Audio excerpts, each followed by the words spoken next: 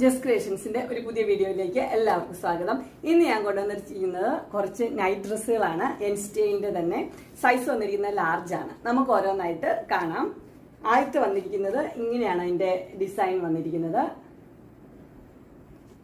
ഇതിന്റെ ടോപ്പ് വരുന്നത് ഇങ്ങനെയാണ്. ബനിയന് പിങ്ക് ആണ് കളർ, ഡാർക്ക് പിങ്കിന്റെ കളറാണ് വന്നിരിക്കുന്നത്. അതുപോലെ തന്നെ ഇത് ഡാർക്ക് ബ്ലൂ ആണ് പാന്റും വന്നിരിക്കുന്നത്.